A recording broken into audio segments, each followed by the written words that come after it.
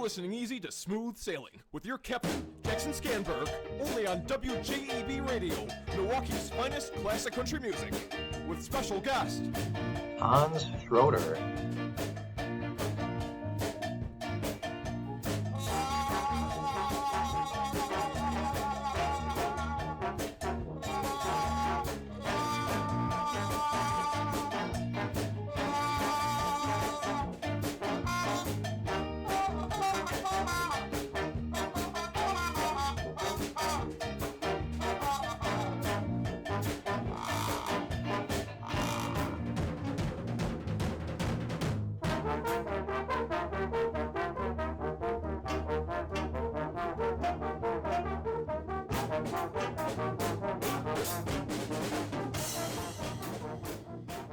Welcome, everyone, to Smooth Sailing on WJEB Radio 101.1 FM.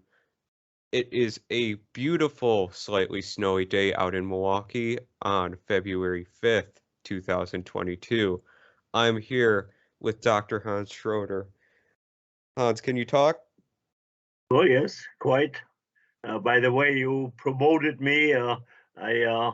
With all my long time, due to the war and all the problems that in my life, I never got to the PhD, which everybody now has. But I'm an old timer.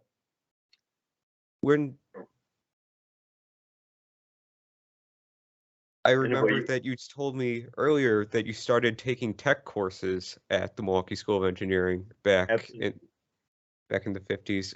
Absolutely. How did earning a tech degree work back then? Well, really, I didn't have much of a plan. You see, when I ended up in the U.S., rather unusual circumstances, and also I didn't have a citizenship as a result. It was a problem later on, but because all the fellow graduates at the time when I had the BS, they all got shipped out to the West Coast for interviews, aircraft companies, and I didn't because I was not a citizen at that time. But anyway, so when I started, of course, I didn't really know what I could do. I mean, it's a different country and never know what happens. So I signed up for the radio television technician course, especially because I was working for a little company, Wisconsin sound equipment company that installed sound systems and repaired movie projectors. Remember movie projectors? 16 millimeter type. Anyway, so that's where I was working, and I thought, well, I ought to do a little bit more. My education was incomplete because of the war, so I signed up to MSOE, seeing what they could do for me. Well, and anyway, go ahead. You had a question. That was in 49 is when you began work. Correct. Studying at MSOE? That's right, yes. And what were the types of courses they offered back then? So what was this similar in a way, except that in the basement of the B building, which isn't much used at the moment, but at that time it was one of the principal buildings. There they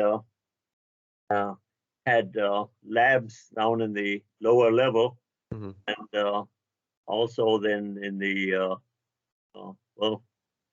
there was also if you want to call it that generously, a cafeteria. So everything was quite primitive because really the old Karl Werwath was really building up the institution, and he did a bang-up job, really, but he had very little to start with. He had the support of guys at Allen Bradley. So anyway, he had ideas, and he managed to realize them, but was really going upstream and fighting the established education institutions because they didn't like a newcomer. Was Marquette and UWM already as large as they currently are back in the 50s? In fact, Marquette might have been more prominent, actually, relatively speaking, and UWM didn't really exist that way. There was the Wisconsin State Teachers College, and of which my wife, late wife, had graduated, and so and UWM came into existence later. So that was still before it was born. It was Marquette, and then UW Extension is what it was at the time. Okay. And you mentioned that on campus there was a building called the B building, and I know you also talked about the C building, which is that where the cafeteria was? No, well, the B Broadway building, that's the one that still exists, except it isn't used by MSOE at the moment, or at least indirectly.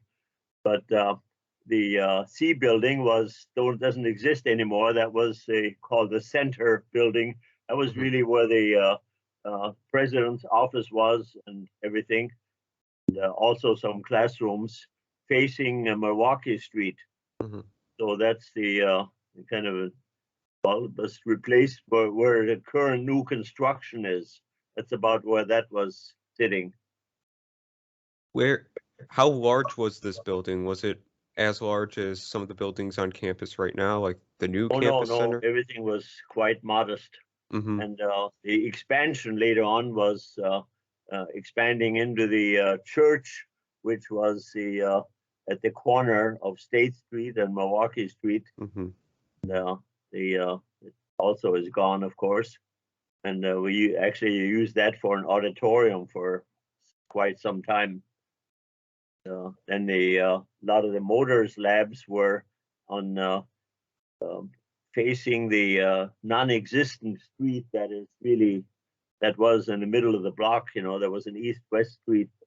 That's the name of it there, and that is gone now. But we had a motors lab there, and anyway, yeah. So campus was still just a couple blocks even back then.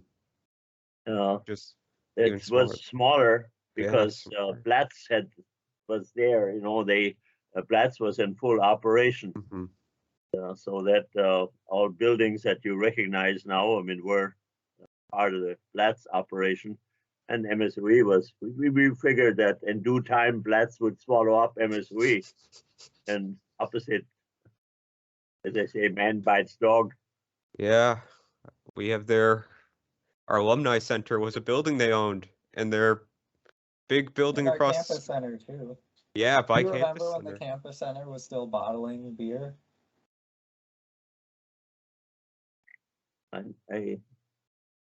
Do you remember back in the day when the campus center used to be the bottling plant for Blatz?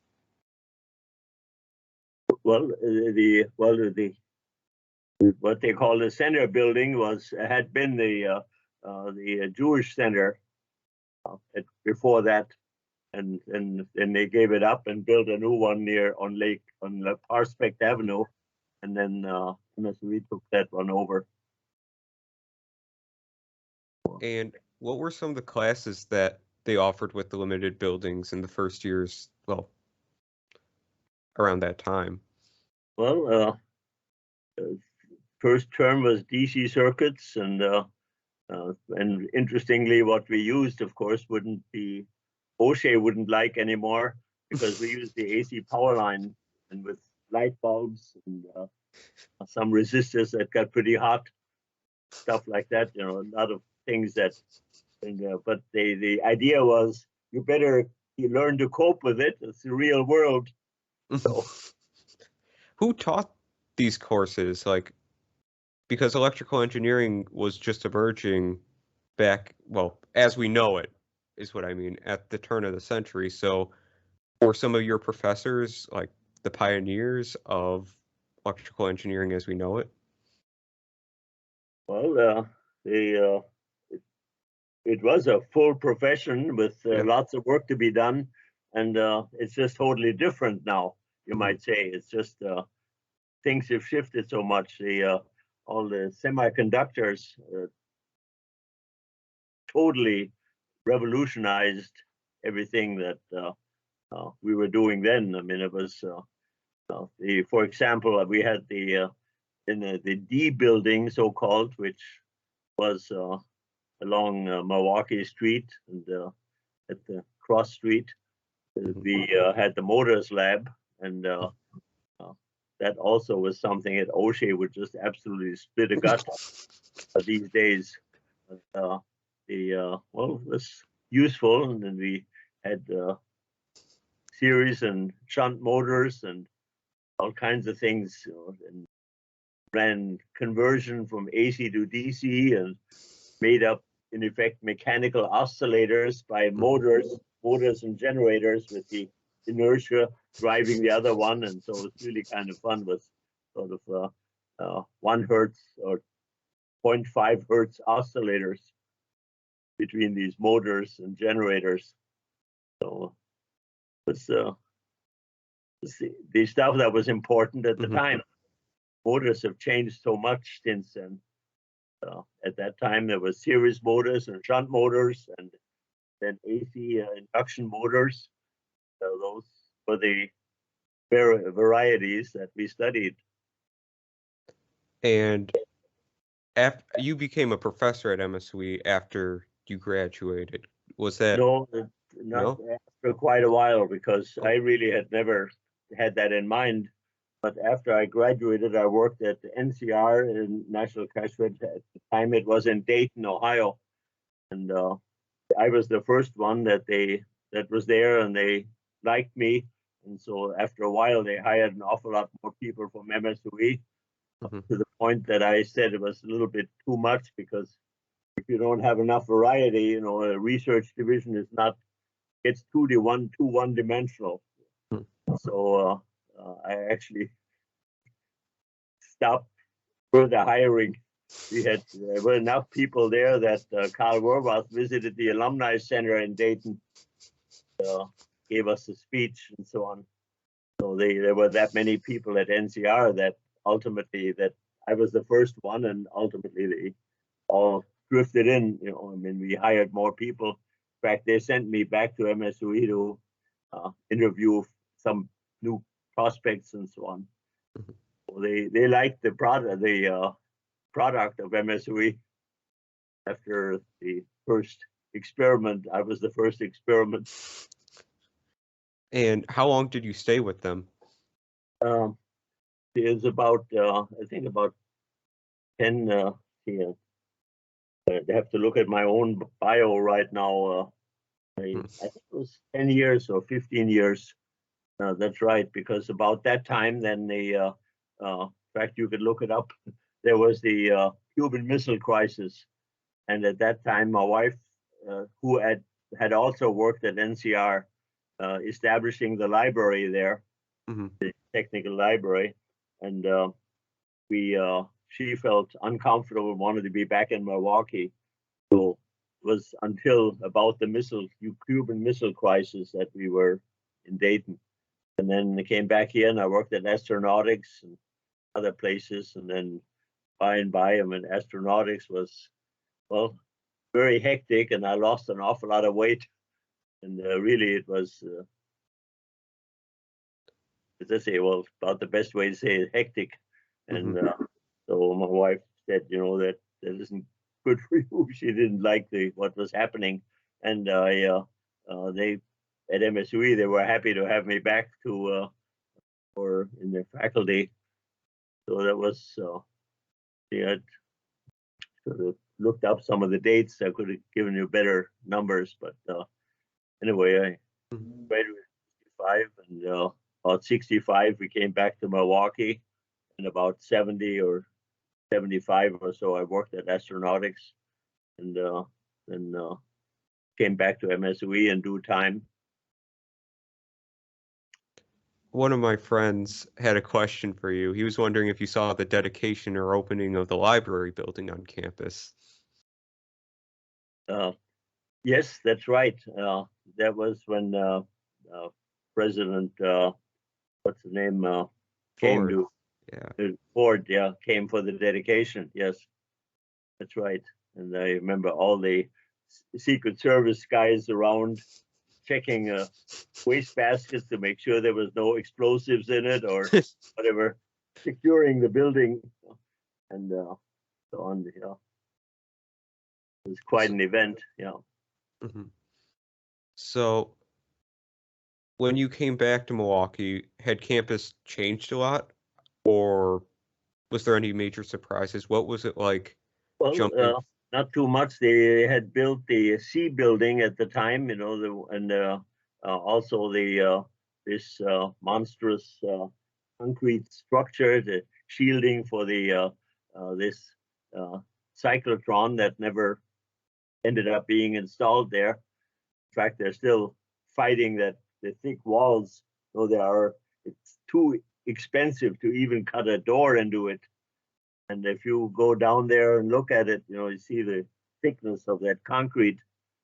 It was installed with different ideas because it would have been the only installation around Wisconsin to X-ray large castings, and that was what Karl Rohrwacht's idea. We'd have a kind of a monopoly practically on that. And anyway, right now there's a block of concrete there that is really in the way, but there it is.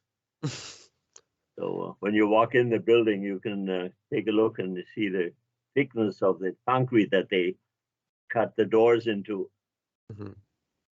I also know, like, when they finally redid RWJ this year, Roy Johnson Hall, they had to spend, it was so expensive. Most of the budget, from what I heard, was just getting the asbestos removed from the building during I the new wouldn't be construction. surprised. Yeah, I never thought about that, but of course that was standard building material. Yeah. You wonder what's in the old buildings and how much it would cost to build over them or construct new things in them, because not only do you have to get the material out of the way, you need to look what the material was even made out of. See if OSHA would like that. And yet people lived with it then too, you know. I mean, it's nice to avoid things and to do the right thing, but on the other hand, it doesn't deserve to be quite that kind of panic. So. And what were your favorite classes when you were a student here? What did you do after, and like how did it take you? You keep mentioning your passion for radio classes. Yeah, that was really, of course, a thing when I first signed up for the radio television class. And then, as I say, at the end of that, I did well, and I had established a grade point record. And so Karl Rohrwacht said, you know, it would be a waste. You got to continue. You know. And so I came back and I caught up with a few courses. But other than that, it was always interesting. I was always interested in the subject matter. And of course, I forgot the gist of your question, but get me back on the track. I have a follow-up to that, actually, which would be, since you started taking these television courses in around, I believe it was 1954, is what I read. Right. What was it like to watch the evolution of television sweep the nation from 54 up until, I don't know, until 70s, where everyone had a television? Well, I guess I'm not sure what to say. It's just a growth process. I remember in the early days when the first color televisions came around, I happened to be visiting in Milwaukee, and we walked over to an appliance store on Plutonia Avenue, where they had one in the window, and a crowd of people watching it, because that was the first. Was kind of a complicated system to stick the color in with the other system, with the system that had been there, the black and white system, but they managed to put it all in the same bandwidth.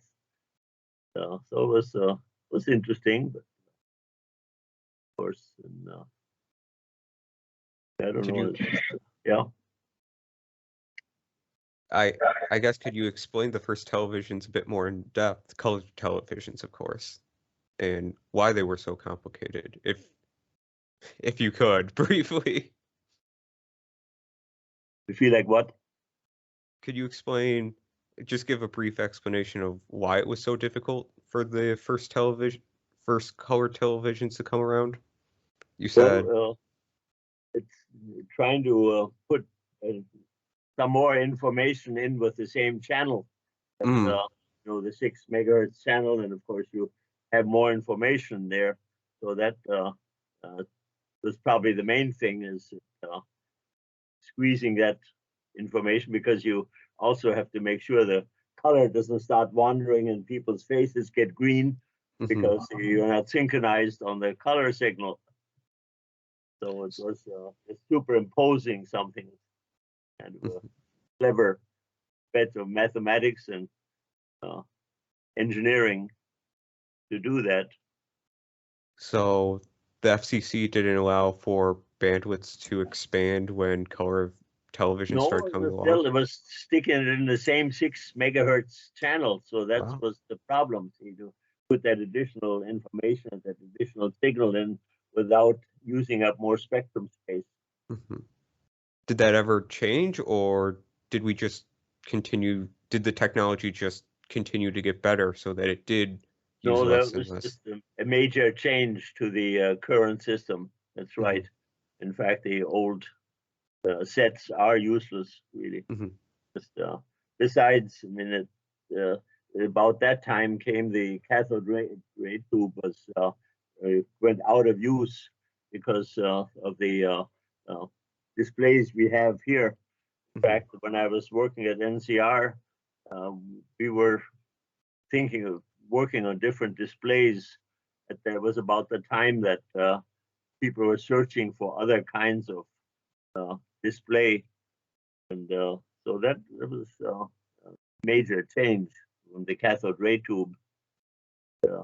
Even when I was working at astronautics, I had contact with some rather specially made cathode ray tubes for use in the F-111 aircraft, and so that was quite an experience too. One time traveling at 3 in the morning on the airplane, holding the tube in my lap to bring it back to astronautics in Milwaukee here. What did you do at NCR? What were some of the activities or common projects you would have to do for them? Do you remember? Worked in the research division, and it was really rather free form. We tried to make better magnetic cores. At that time, these 80,000.08 inch ferrite cores were thought to be the solution for memory, and so we worked a lot on the making ferrite ferrous oxide Fe2O3 and with other additions to make a very square hysteresis loop, because the square hysteresis loop allowed better selection for the X and Y wires driving, so that only the core at the sum of the wires would activate, and the other ones would ignore the pulse. So it was really and the actually for building some of those, making some of those core planes, they actually did that in some of the Indian reservations where women were familiar with beadwork, and they did a good job in stringing those beads for the magnetic memory planes. So it was all early days of computers, and my 100K of memory was just way out of reach. Here we got terabytes now. Yeah. Petabytes soon. Petabytes are coming. Yeah. But I mean, even the fact that you had to hire people to weave them together is something that is probably even unheard of today. I mean, we have machines that can automate something as simple as the weaving process. Yeah, except that in this case, the topology requires that it goes through. That's the way magnets work, magnetic cores. Yeah. So that was unavoidable. Now, we did experiment with printed wires, but that never worked out very well. So the magnetic cores are just, the magnetic field likes it that way.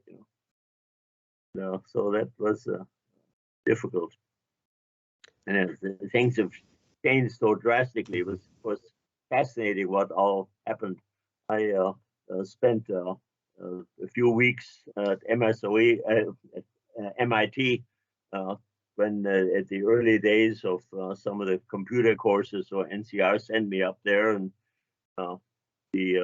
when some of the new techniques came around, it was very interesting there and fascinating. So anyway, nobody quite knew in what direction the development of computer components should go, because everybody was experimenting. We at NCR, we for a while worked with so-called ELPC, electroluminescence and photoconductor, and because the idea was that both of those could be in powder form and thus could be silk screened onto a substrate. So, and we did make flip-flops that way, and bistable circuits that with electroluminescent phosphor and cadmium sulfide photoconductor powder. So, but anyway, ultimately, germanium won the race. And even that, we also in one course I took at MIT, or sessions I attended about superconductivity, which was considered to be another possibility for doing computer logic. Of course, the problem there is that just it's being built at room temperature, but you put it into liquid nitrogen, and some colder than even the 77 degrees Kelvin. So the temperature shock caused a lot of unreliability. And of course, if you got 1 million components and one of them fails, you got a problem. So the failure rate was low, but it's way too high to be useful. But that was, people are working pretty hard on the superconductivity at one time, hoping that this would be a solution.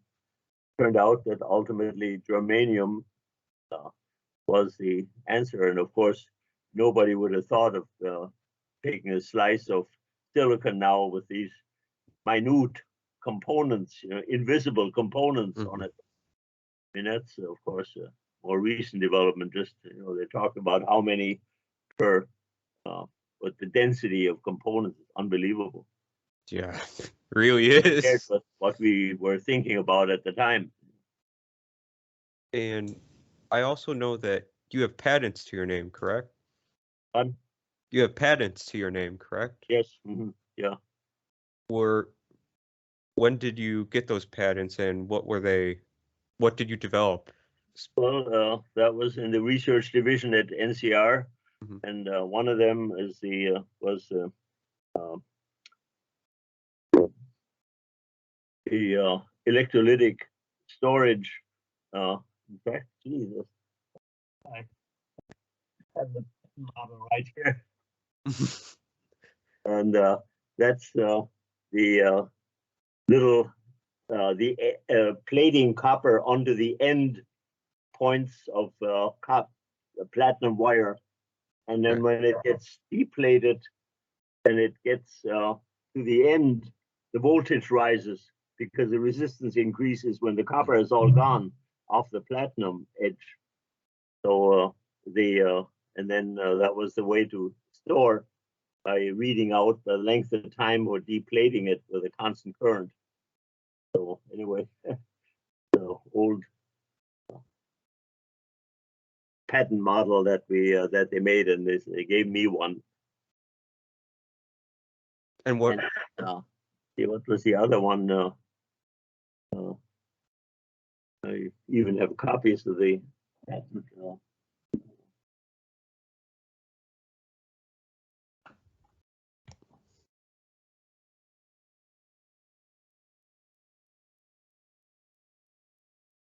Searching too much in my filing cabinet. I got copies of the patents, but anyway, and the other one was the electrolytic memory, and what was the other one?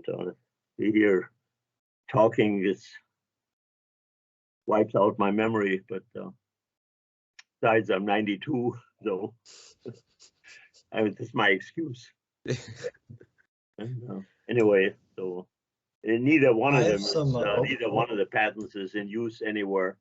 I mean, it has been long passed by. Oh, Mr. Bilkey had a question, I believe. I have two. I've thought of some things while hearing Hans speak. So first, you mentioned Karl Werwath a lot. Did you know him well? He was the second president. Really. I mean, you know, he's in charge, and he then passed away in due time. But probably the person most in my memory is Fred Van Zeeland. And actually, I made sure when I donated something to the MSOE, the new building, to have his name on the EE department office door, and that's the one. And then I couldn't avoid his brother, Bill Van Zeeland. We used to call him Mad Bill because he was just a genius, and you couldn't keep up with him. And so, but Fred Van Zeeland was a real first-class professional type of person, and a wonderful speaker. You could cause people to sit on the edge of their chair, and no matter what kind of a subject he was talking about, he was a spectacular person. So, and very professional, very. I remember him. One of the little memories when the new non-silver coins came around, and I remember him handling a dime and says, "What's happening to our money?" You know, it's kind of because it's the general inflation and so on. So we see. I mean, I worked for $1 an hour one time and lived on it. Lived at the YMCA downtown at the time. So nobody would think of $1 an hour now. So anyways, the dollar has changed a great deal. Sure. General How much did it cost you to study at MSOE then? $125 for a quarter, and that was expensive. You know? Mm-hmm. So, and then I think the second or third term they raised it to 150, and I wonder whether I could make it. So it's just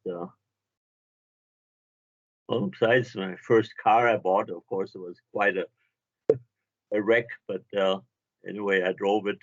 It was $65.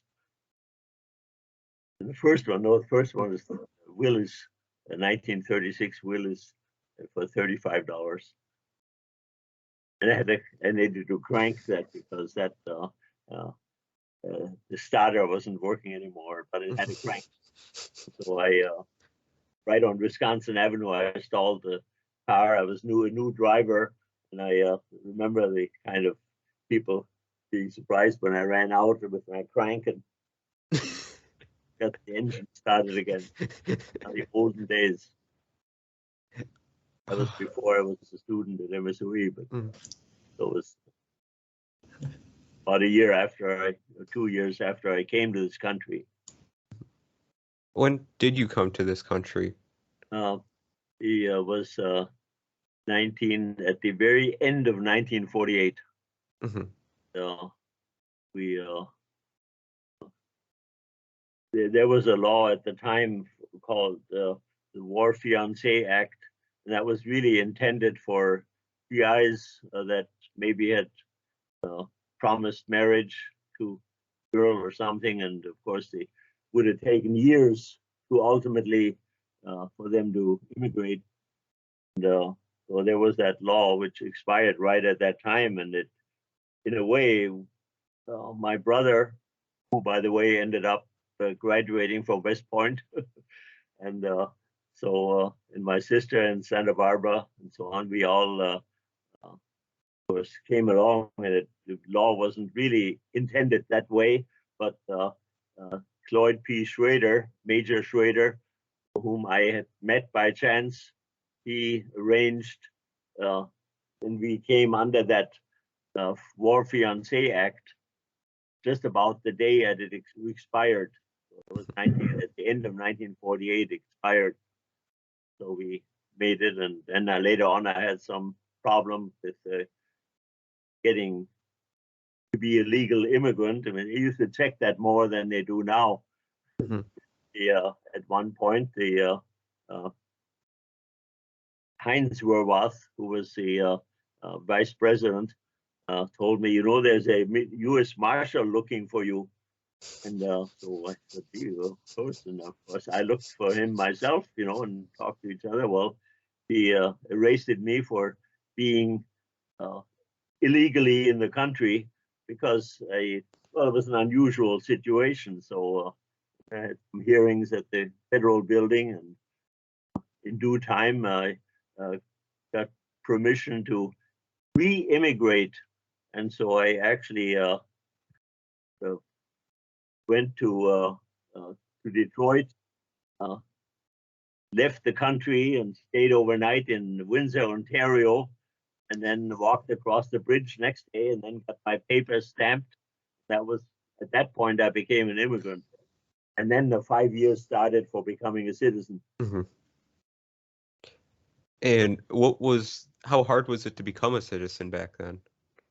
Well, you prepare for the exam, you know, you got to make sure you know English well enough. I was surprised that they have Spanish option on voting forms and so on, because English was absolute requirement. You know. So voting without knowing the language was kind of inconceivable. But, so I'm surprised to see that there are bilingual instructions on the voting forms now. Times changed. Yeah. Anyway, And yes. this is a silly question, but do you remember the St. Pat's tradition at MSOE? Oh, absolutely, absolutely. Any good And stories it about was that? much wilder at one time than it is now. It's much more controlled. But yeah, they 1 year they actually kidnapped a faculty member, and then they had a cage that they had built and put him in that cage and brought him back to on campus. And really, he was not cooperating. I mean, this was all you know, it was not arranged. So it kept the faculty, I guess, Delta Phi Zeta, I think it was. They literally physically kidnapped him and dragged him away, and then he was not. That's what the reasoning was behind it, but anyway, and some people, you know, he thought that some awful things were happening. They were going to call the police, and so anyway, and then one time, I remember Hal Werwath walked through the building after the 17th of March and the St. Pat's Day. And he was shocked about all the shaving cream sprayed on the walls and everything. And then he kind of cracked down on was getting out of hand.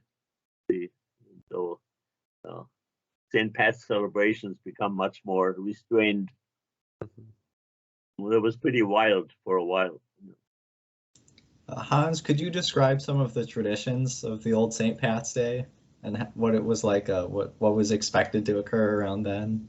Well, main thing, beards were unusual, and so a beard contest was practical. So if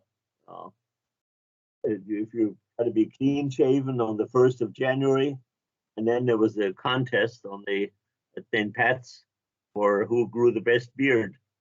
Well, it wouldn't be practical these days. There are too many random beards around, but beards were substantially nowhere. Mhm.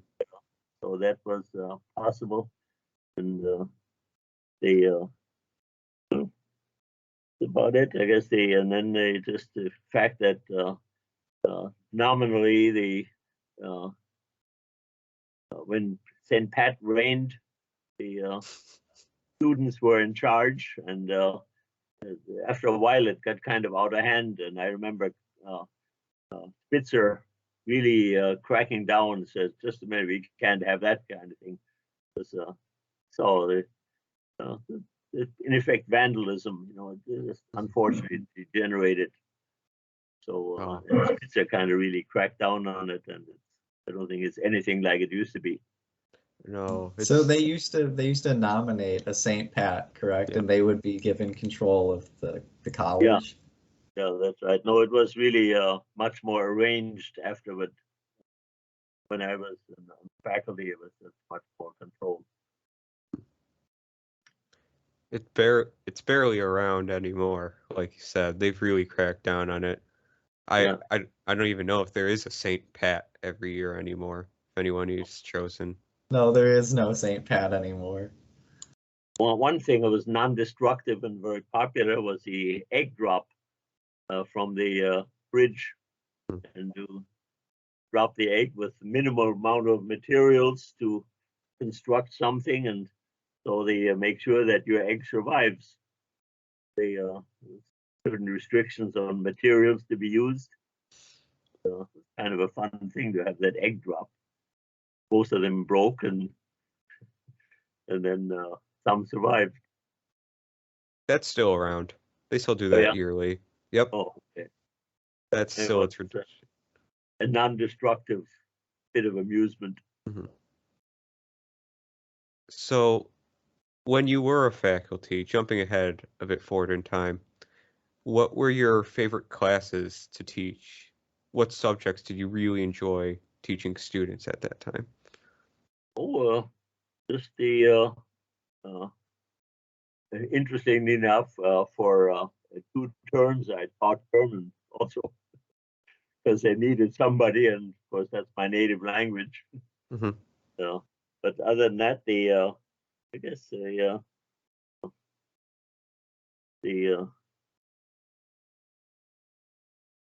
trying to think what was it really. Of course, I taught whatever I got assigned. So when you get your new schedule, it says and then you prepare for that and do the best job you can. So I guess we had one course on UHF techniques, and of course that was somewhat interesting to me because during World War II, the UHF frequencies were largely responsible for winning the submarine war, and so that was very fascinating to read about on the internet now, see what all happened. So, and of course, none of this was at the time mentioned in the news. And it's all, military things don't get mentioned now. We read about those things after the fact, and it's fascinating what actually happened at the time. hmm So, well, maybe Bill Van Zeelen's courses in UHF techniques and so on, he did interesting demonstrations. So in fact, some of them were just for the IEEE meetings that he would set up for these demonstrations on with the resonant wires, to maximum, minimum, finding the Yeah. nodes. Mhm. So that was kind of fun to see, and When you mentioned the German, German teaching German, it brought up something in my head. How long has the German exchange program at MSOE been around? Has that been going for Oh, quite a bit? yeah, that's been quite a while because I was in on the early when it was in the being negotiated. They sent me to Lübeck, and I spent about a week there, and we talked about it. So, and then I, for a number of years, I ran, in effect, a course that was not listed on the anywhere, but just to prepare the students for going to Germany, a little bit of language practice, but also just getting tuned in on customs and things in Germany, which of course I wasn't familiar with much either, because during the wartime everything was abnormal, and so I didn't have much of that experience. But, still, I knew more than some other people. So actually I was shepherded the Lübeck program for some years, and also interpreted things from that came from Lübeck. So for the other faculty members to organize the courses accordingly and to know what's going on. So there was a lot of, again, being bilingual was useful there. So I was sort of the go-between. So I suppose the program, the Lübeck program, is going great guns, I hope. Yes, it's still going, still Yeah. holding strong. It's survived the COVID era. They had to cancel the program for a year or two because there was travel restrictions, but Not surprised. I never thought about that.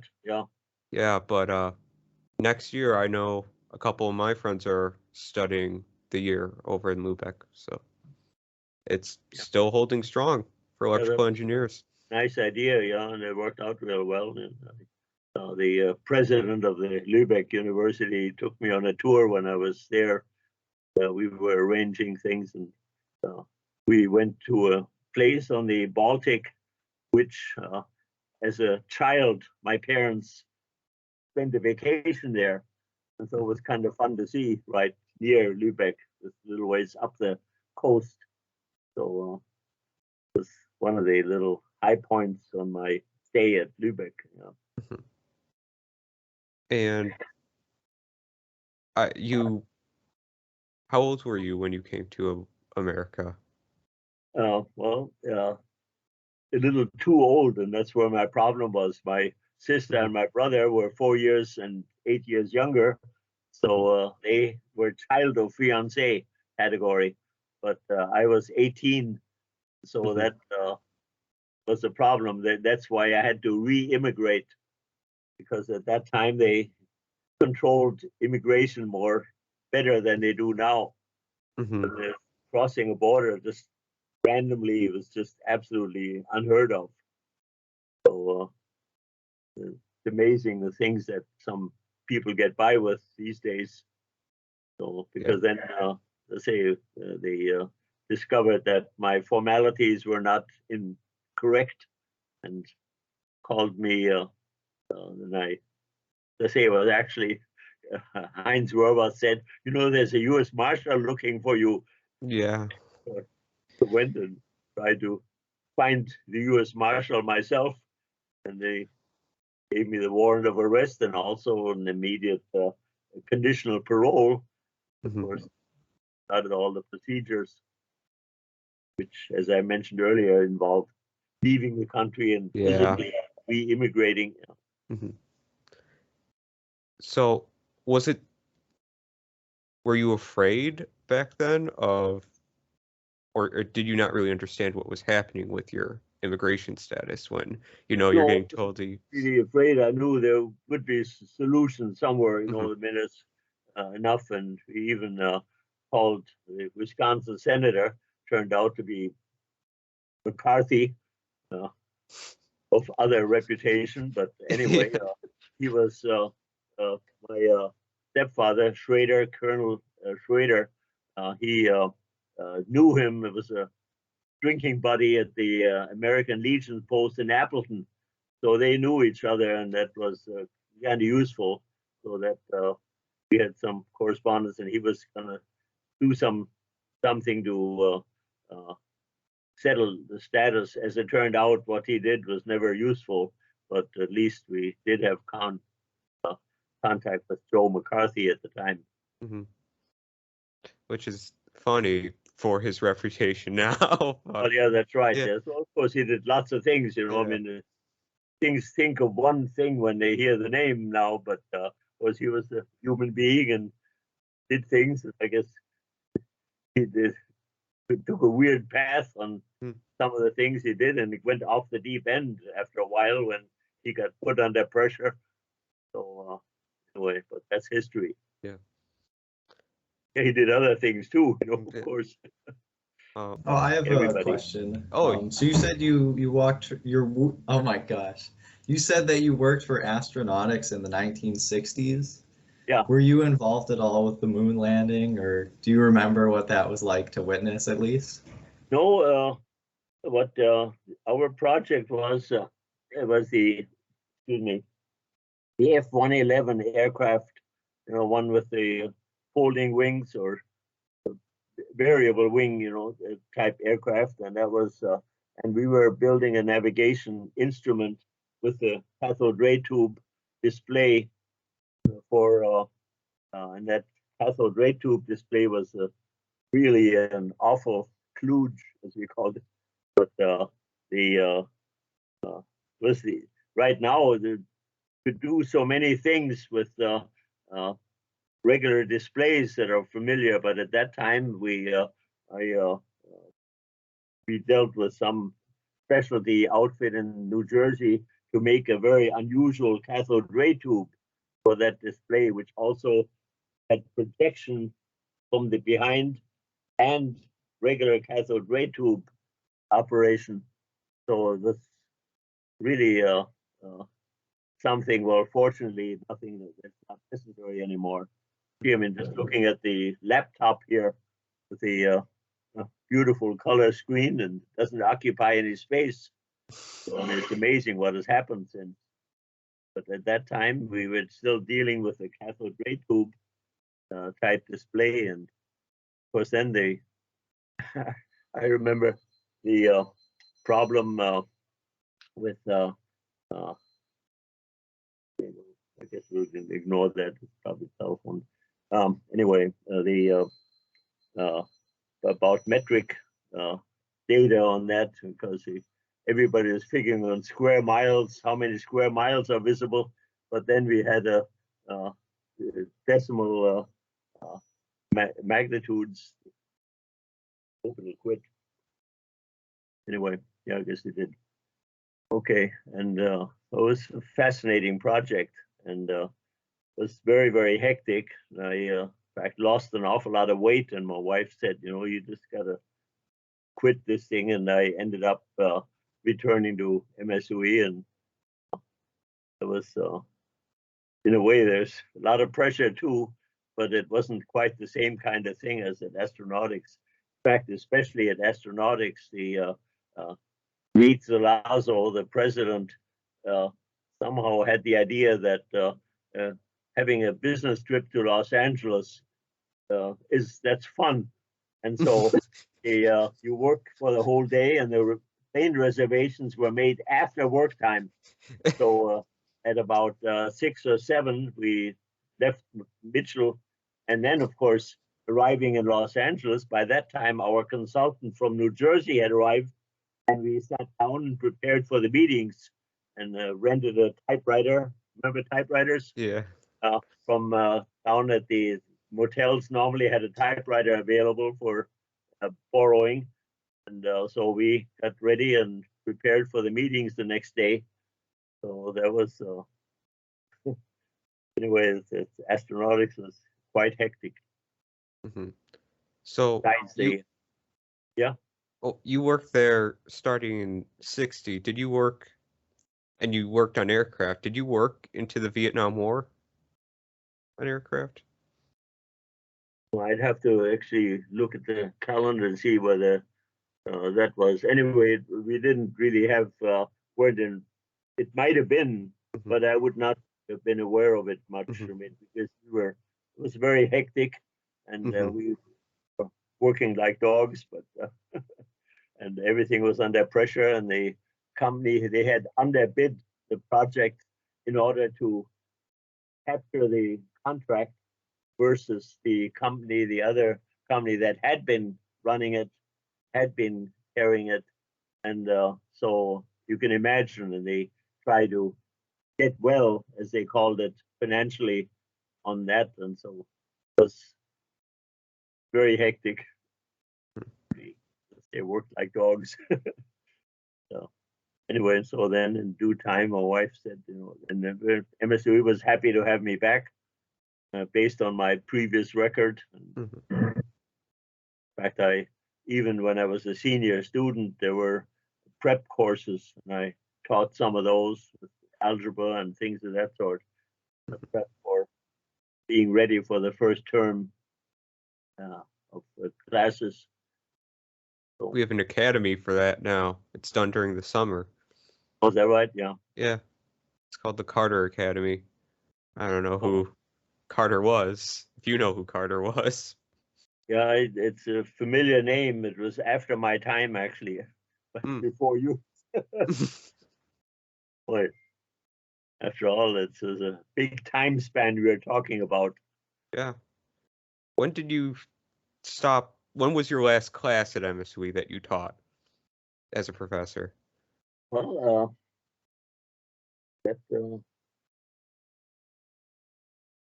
let's see. To figure back from when I retired, it was about the pretty much last uh, year I retired, and that would be age 65. Mhm. And right now I'm 92, so you can do your own subtraction.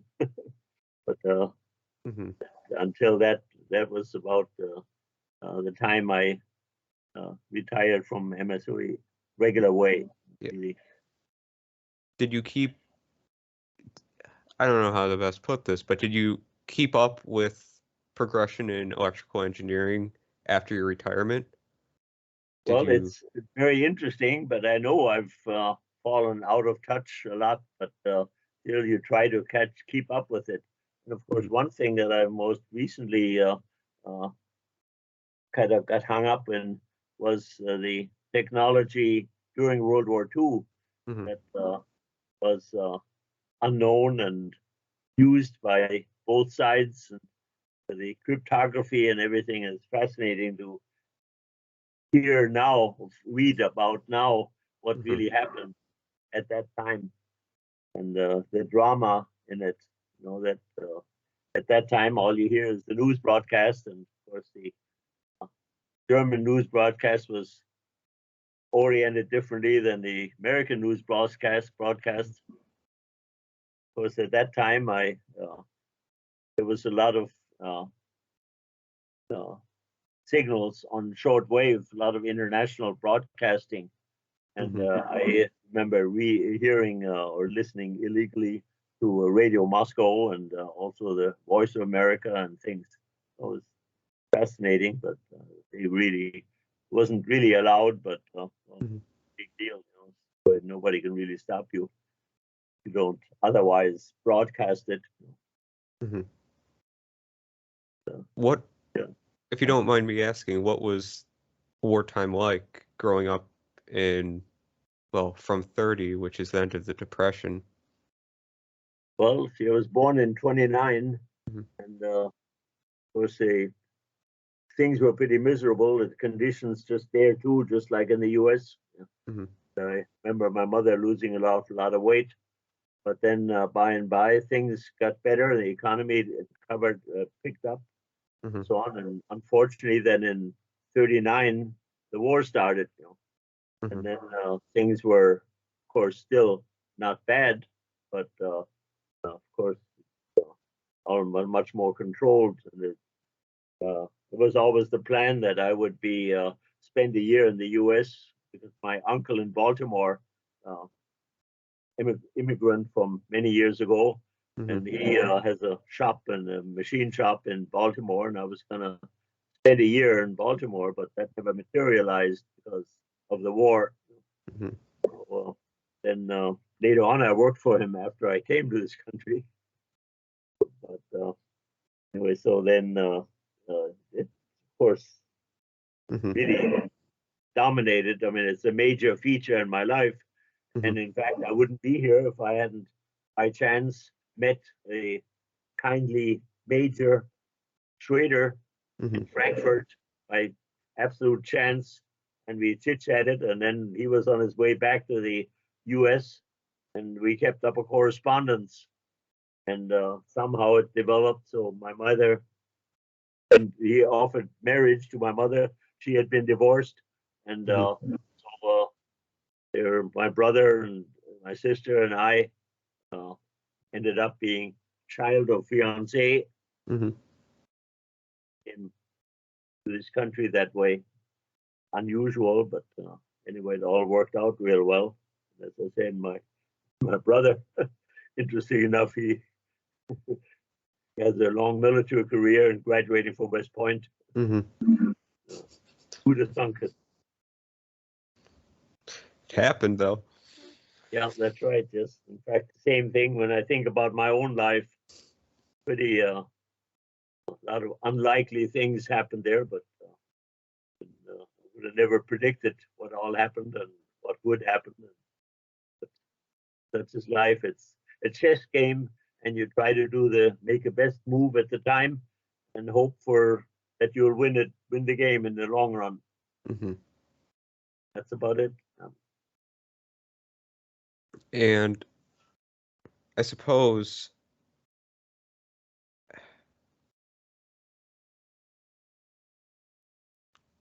it's always been like that. I guess that's just humanity, you know? Well, yeah, that's right. No, it's constant. always a mix up and everything. Except, of course, now mobility is so much more. Even well, anytime after the war, things changed so much. I mean, at one time, the traveling to the United States from Europe was a ship travel. You know, I mean, you don't do that very often. And here, people very casually hop on the plane, and so it's much more totally different. Yeah, that's right. No, it's dramatically different. The world has shrunk so much. So easy to be everywhere. At one time, it would have been impossible. But here, as I said to people one time, that if it had to be, I could be just about any place in the world in perhaps 2 days. That's the way it is these days. And when I was born, it wasn't anything like that. No, I mean, you can send a message to someone in Germany right now, and it'll take. Well, that's another thing. That's immediate. Yeah, that's right. It's really well, the way we use email and communication. It's dramatically different from what it was at one time. Yeah, and with fiber optic, the only thing that's limiting us in speed is the speed of light at this point. It's kind of incredible. Concerning fiber optics, that was a subject we were working on when in the early days, and the in fact, there's some Indian guy, Narinder Kapani, that gave some lectures while I was working at NCR. He mentioned, in fact, he pointed out that what we think of clear glass, take a look at regular window glass edgewise, and you see how green it is. So, and it just shows you couldn't make a fiber out of that, because in about 100 feet, you wouldn't have any light left. It'd be dark. Because the glass would not be clear enough. So just making a glass that would be in which you could transmit something for miles was a tremendous discovery, or different kind of glass than window glass. Forgot who made the breakthrough, but I know they won the Nobel Prize in physics for it when they did manage to solve the Yeah, when I was working at NCR, we had quite a bit of contact with the Corning glass people, Corning, New York, and for specialty glasses and things. That's right. And also, we had a number of trips to Corning to talk about materials that they could supply us. Yeah, that was a lot of diversity. A lot of things happened there. See, it was in the research division at NCR, and so you get into all kinds of things, including superconductivity. And as I mentioned, I took that class at MIT.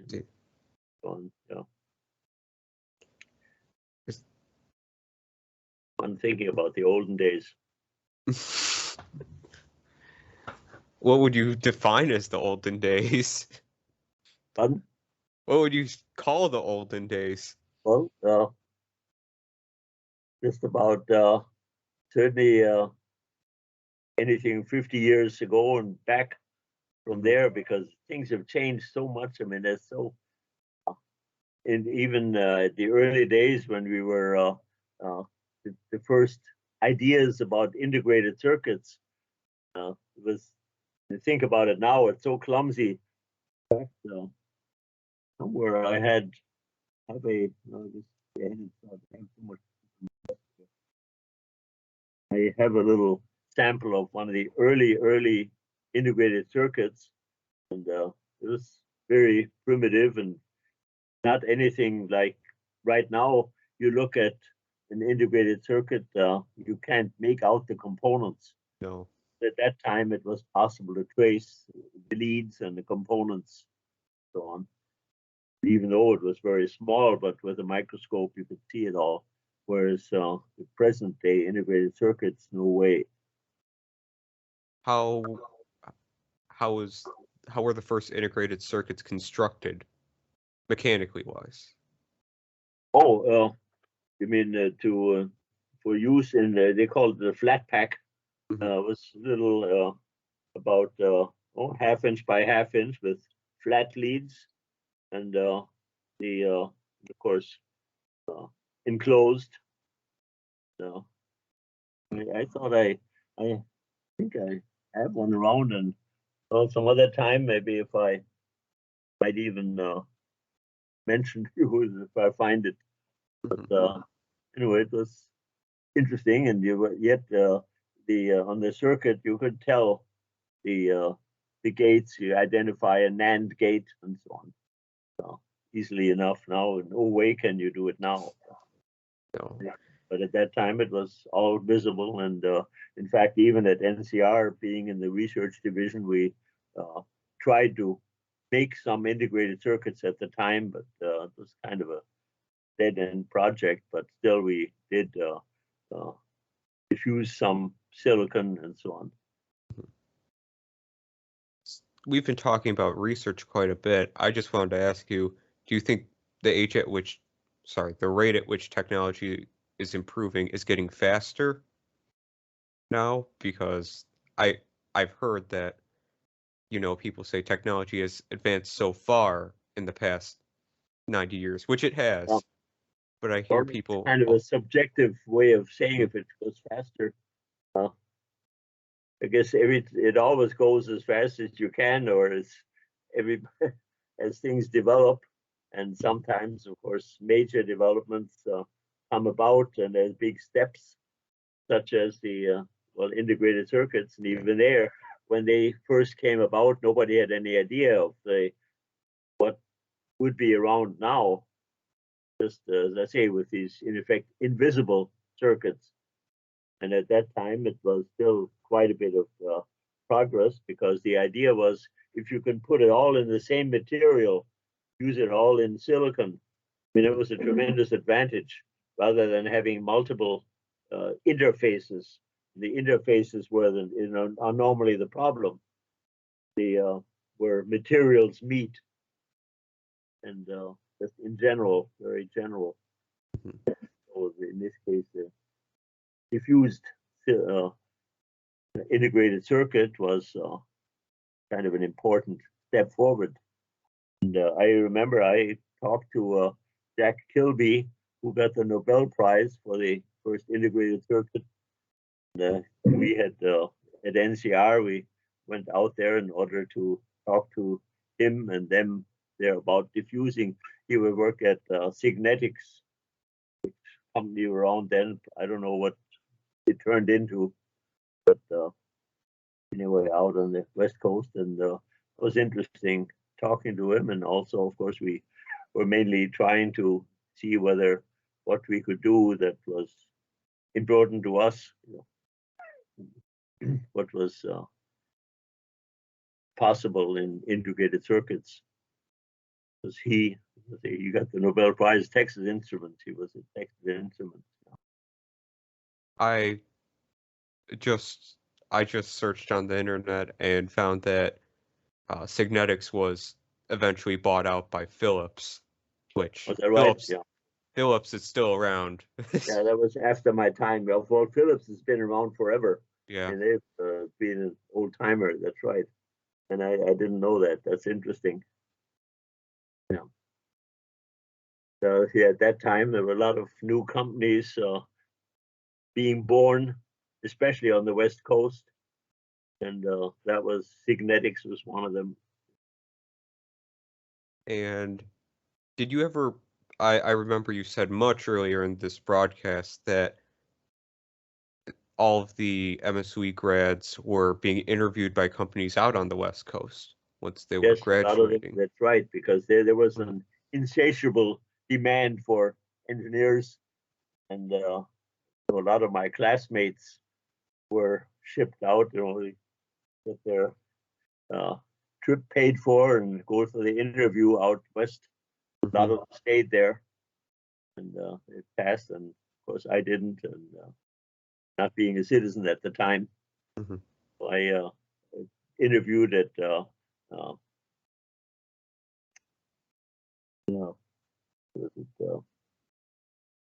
what's the name? Anyway, near Niagara Falls, and then the other one was NCR, and there they offered me a job in the research division, and that was more fascinating and interesting. And so I ended up in Dayton, Ohio.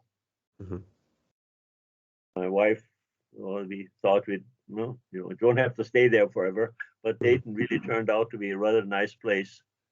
So we spent a little bit over 10 years there till about the Cuban Missile Crisis came, and my wife just wanted to go back home to Milwaukee. So To be by family? Back here. Worked at Astronautics, and also with an MSOE grad who did consulting work. I worked with him for a while. And so there are various things and various experiences that come your way. Oh, I even taught classes for UWM for the trigonometry and things, and for preparation for their exams, for their professional engineers exam, because that's what I did a long time ago in Ohio. So I had the professional engineers grade, and so I taught that a number of times at MSOE and also at UWM, for just to prepare for the engineer's exam. So, did your wife want to move back to Milwaukee to be by family after that was largely the family. My wife was felt uncomfortable about that time, and so we came back here, and been nice too.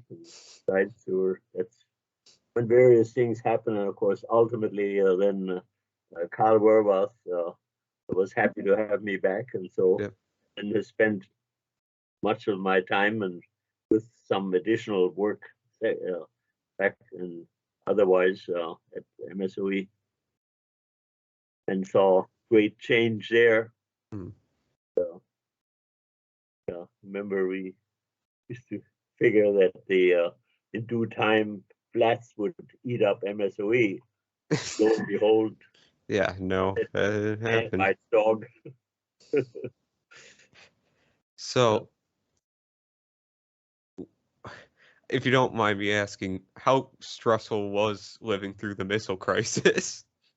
Well, not really. We just didn't know what was going to happen next Mhm. because it looked like just international stress, and maybe it looked worse. Well, my wife might have had the urge to get back to Milwaukee anyway, and that might have been a good reason to Mhm. justify it. So, yeah, it was. Nobody quite knew what was going to happen, but on the other hand, it did, of course, solve itself pretty well. Yeah, No bombs went off ever. yeah. So we were fortunate, all settled down. Yeah, I hope the current crisis will settle the same way. Hopefully, we can hope. Is there any other major events, major historical events you would like to talk about your experience in, or that come to mind? Boy, just experienced all the bombings. Yeah.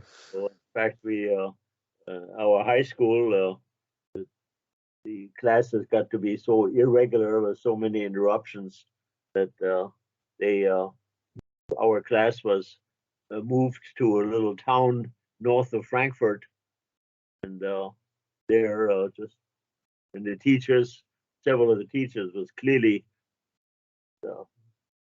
second rate that way because I think there were two teachers accompanying the class, and we were at the class, and we were quartered in a local school, and and then every one of us we was living with some family there, and was the little town of Hungen north of Frankfurt. Mhm. So it wasn't very good, but it was too many interruptions in the city. So this was perhaps better, but not very good either. You can imagine what would happen if you take a class out and with about two teachers, and that's about it. What are you going to do there? And it would severely limit anything. But anyway, that was about toward the end of the war, and things were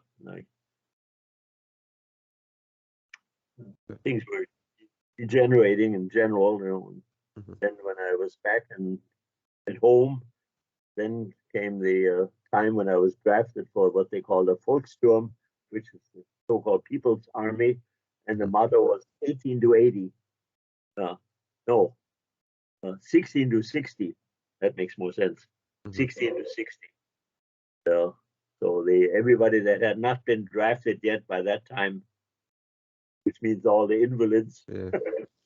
And anyway, so I had some basic training, and that was pretty stupid because we practiced with captured weapons, but no ammunition, of course, because there's Russian and American rifles and French rifles, and always have to clean them because, like a good soldier, you always clean your rifle at the end of the day, even if you've never used it, never shot with it.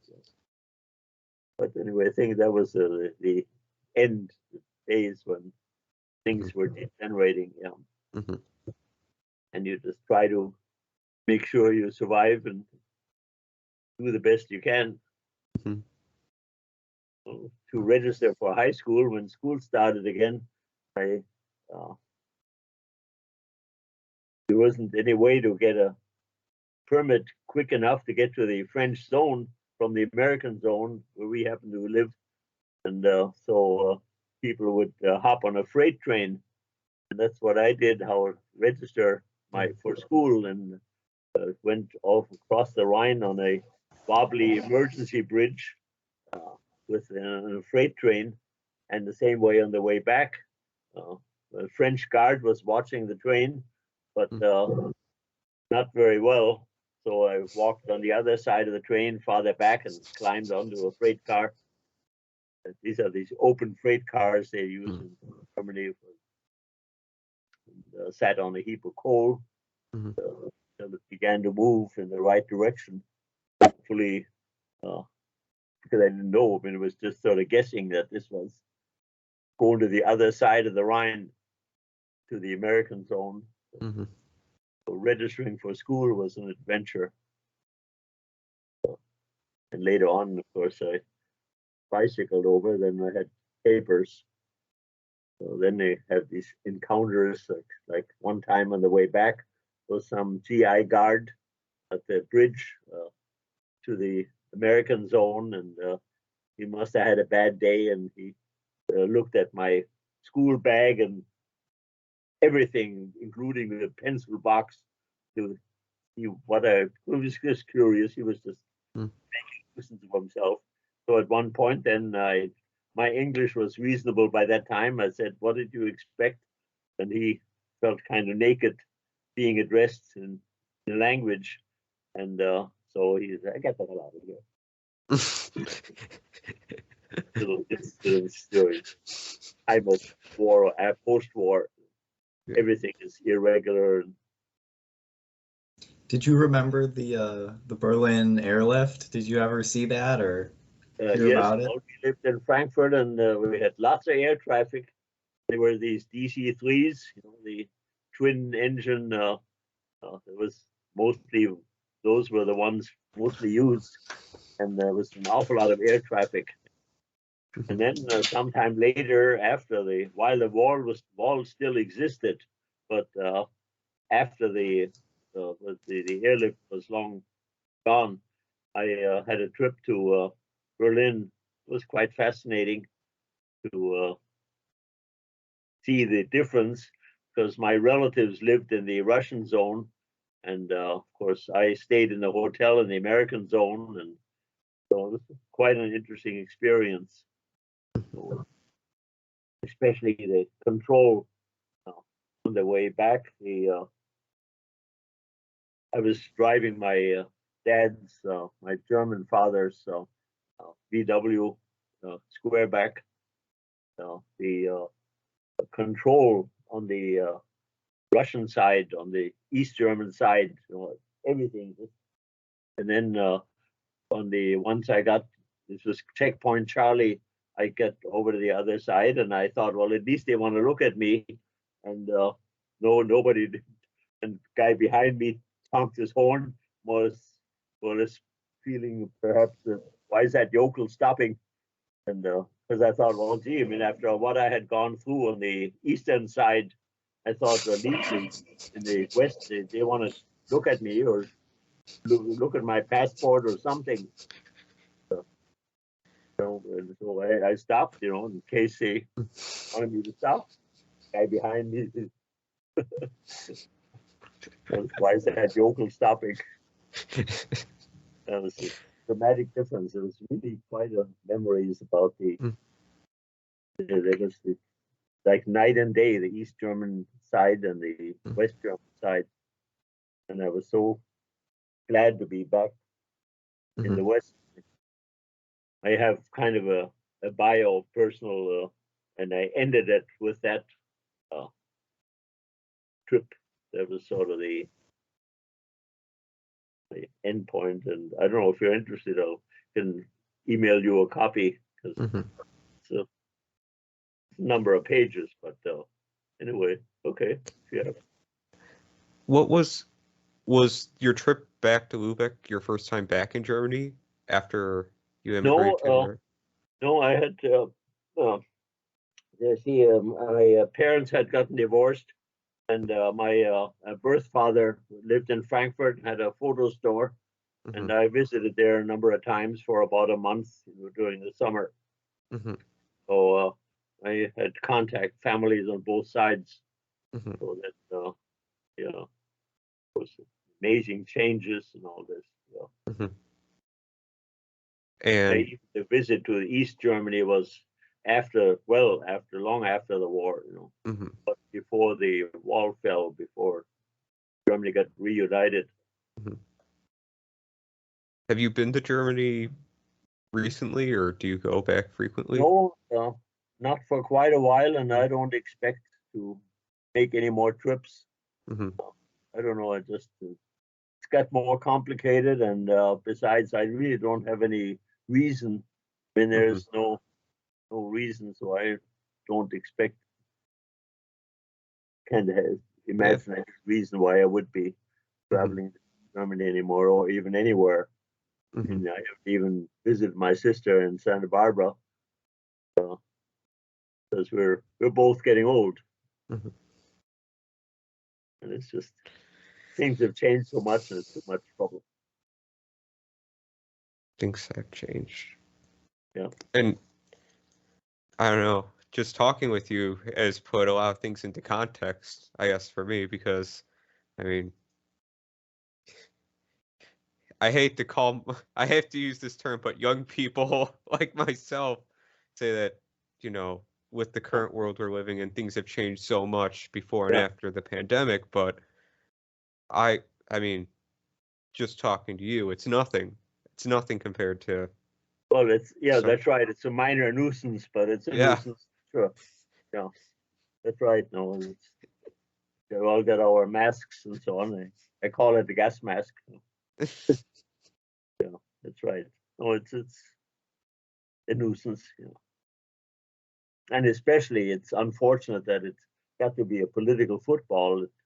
Can't imagine why it should. Because I mean, it's a medical matter. You do the best you can. And Mhm. I think we've always been immunized. Who knows how many shots I've gotten for diphtheria and smallpox and everything else. And all of a sudden, it became a political argument about the current immunizations. Why that even entered in the political arena, I have no idea. Mhm. Who knows? Things happen. It's only vaguely politically related, but do you remember your first time voting in America? Well, it would have been after I had become a citizen, and I guess it would have been in Milwaukee. I guess I don't. It's just very casual, Yeah. You do it, and in fact, I think we voted in Dayton too. But anyway, it's just it's too casual. You just do it. Like Yeah. a lot of other things. And I don't have any particular memory of that. Hmm. Yeah. A lot of things have changed over the years, though. I mean, I feel, however, the changes I've seen in the world, from, as I say, born in 1929, Yeah. of course, there was bad times economically, and on. What do you think the greatest change? What's been your favorite change in the world? If I could ask, if you could pick one thing. Favorite change, well, you live with it. Whatever it is, you adapt. Like any engineer would. When you just the different resources and different problems and different. So it's sometimes said, it's like a chess game. You do the best you can. You don't know what's next, and just hope, try to win the game. That's about what you do, because there's not. You never know what's gonna happen, and so I was fortunate to somehow wiggle through and get by with things that I might not have been getting by with sometime in my life, but I'm still vertical. I mean, that's great. I mean, it's just been amazing talking with you today. I want to let you know we really appreciate having you on. I hope because I'm sort of unorganized, just dredging up memories. So I hope you don't mind. If you ever need a second session, maybe it'll be more organized. We can do it again. So Up to you. I'm not inviting you, but just in case. No, we would love to have you back on in the future. I'm sure both me and Bilky would be very happy to have you on. Absolutely, this has been very fascinating. Whether I it's must say. Yeah, whether it's next quarter or next year, whenever you want, just let us know. You pick what fits your schedule, and I'll be happy to talk with you. Give me a little idea, and maybe I'll make a few notes before. And meanwhile, what's your email address, and I can send you a copy of that bio that I mentioned. I'll get it to you after the show. Okay. Would you like if we included? Fine. Would you like if we posted the bio along with the episode in our description? If some of the listeners probably, that probably would be overdoing. Okay. I don't think Okay. that's a little bit more personal. Public, yes. Okay. I won't do that then. Just asking in case. Right. No, I think it's because I think it's too much, and it's too. It's kind of personal. As long as we've had this conversation, things would make sense to you. But yeah, that's right. Yes. Actually, what happened was I had given a copy to President Vietz, and he put it in the MSOE library, and so there's a copy there. So in a way, it's public anyway, but it'd be an easier thing to just email copy, an electronic copy. Do with it what you want. Well, thank you for being on. This has been WJEB Radio 101.1 FM, Milwaukee's finest classic country music. I hope you have a good week, and I hope everything is smooth sailing. Thank you. Same to you. Good luck forever to you. You too. Bye. Okay, we can stop the recording.